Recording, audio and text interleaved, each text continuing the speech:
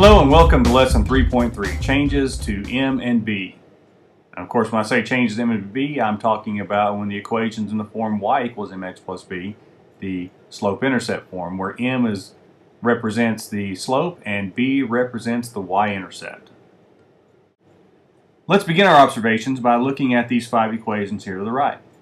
Our first equation, we have y equals x plus 3. And you can see the graph here where we have a y-intercept of 3 and a slope of 1. It's going up 1 over 1 every single time. Up 1 over 1, up 1 over 1, and then also down 1 over 1. So we have y equals x plus 3, slope of 1, y-intercept of 3. Our next equation, we have y equals 1/2 x plus 3. This one also goes through the y-intercept of 3, but now the slope is up 1 over 2. It's positive, goes up to the right. The next one, y equals 2x plus 3. Again, has a y-intercept of 3. This time it's going up 2 over 1 from that point. Our next one, y equals 4x plus 3. Again, y-intercept of 3. This time going up 4 over 1. And our last one, y equals negative 2x plus 3. Same y-intercept. This time it's going to the negative direction, up 2 over 1. Now, hopefully, what you see here is that all of these equations have the same y-intercept, meaning they're all crossing the y-axis right there. So that never changes. But what's changing in this one is the slope, these numbers. Our first one, y equals x plus 3, has a slope of 1. Our second one had a slope of 1/2. Our third one had a slope of 2. This one had a slope of 4. And this one had a slope of negative 2. Let's begin our observations by looking at the 5 equations to the right. Our first equation, y equals x plus 3. You can see the graph here. Y-intercept of 3, slope of 1. Our second equation, we have y equals 1/2 x plus 3. Again, y-intercept of 3, slope of 1/2. Notice how from that same point, from 0, 3, it's going up 1 over 2 to the next point. Our next equation, y equals 2x plus 3. Y-intercept of 3, slope of 2. It's going up 2 over 1 from that same y-intercept. Our next one, y equals 4x plus 3. Same y-intercept going up 4 over 1. And our last one, we have a negative. This time it's going to the left, or it's up to the left, so it's up 2 over 1. Now, hopefully what you do notice is that all of these equations have the same y-intercept, meaning they all cross the y-axis right there. What's different about them is that they have slopes that have changed. We go from a 1 to a slope of 1/2. So from 1 to 1/2, it's going lower, and our line becomes flatter. Then, next we go to a line with a slope of 2 and a 4. And as it gets larger, as that number gets larger, our slope gets steeper, our line gets steeper. And then finally we have this one, negative, which is also a steep line, steeper than perhaps negative 1, which would be like this. And but it's just going to the negative side. Now, looking at this, if we go from 1 to 1/2, imagine if this were, say, 1/4. We'd go up 1 over 4 to this point, and our line would look something like that, getting even flatter. 1/10 would be from 1 to here, so it looks something like that, even flatter. So, what we need to do is think about a rule. What does this mean? And below here it says, as m changes, the graph will. Well, let's think about that. As m is changing, the graph is, in most cases, as we go from 1, 2 to 4, the graph gets steeper. So as m changes, the graph will get steeper. But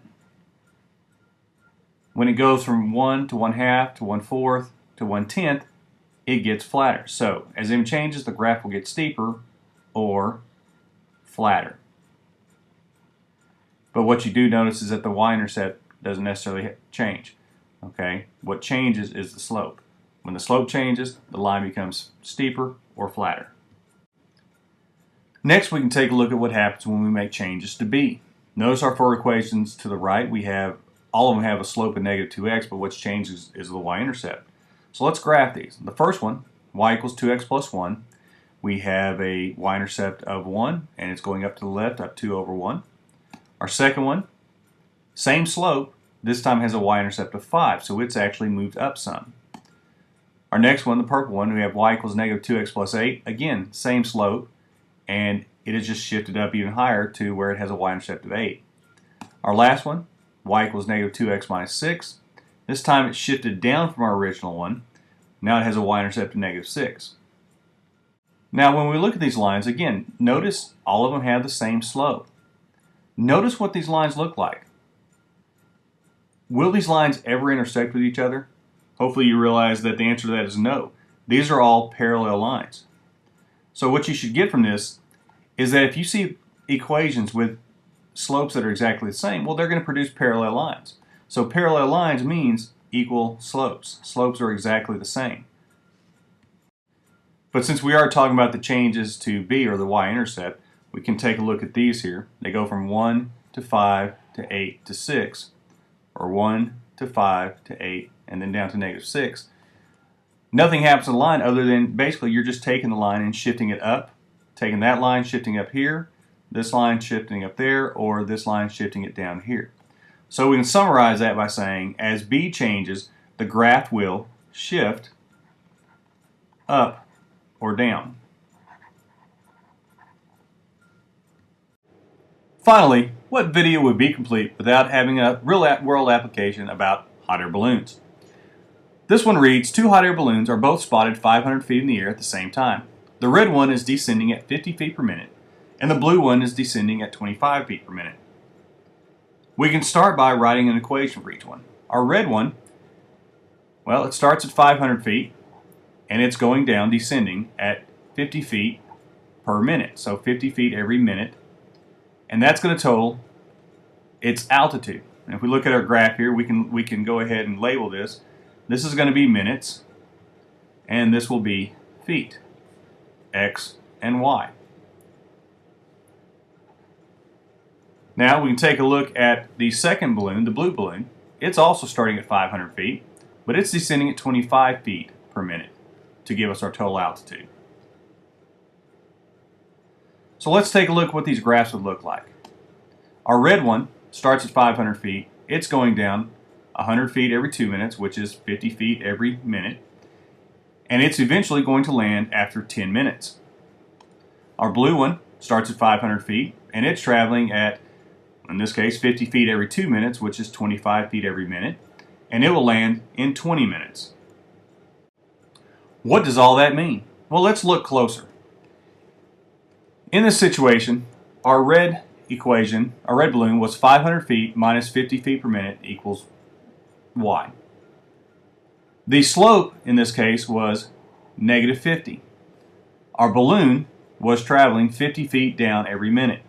So the m in the red balloon, in the case of the red balloon, or in the case of blue balloon, is going to represent the speed. In this case, the speed of descent, because it's a negative number. The y-intercept in both cases is 500. It's 500 because that's where we first spot the balloon.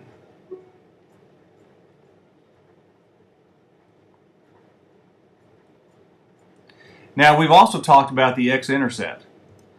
In this case, the x-intercept is going to be right here and here. Now even though it's not in our equation, we can't find it there, the x-intercept in this case has a real meaning, and it represents the time that the balloon lands. Or the time passed, I guess. And now finally, our question of the day. Be sure to write something down. Be sure to come to class ready to talk about it and ask questions to make sure you further your knowledge and your understanding. Until then, have a good day.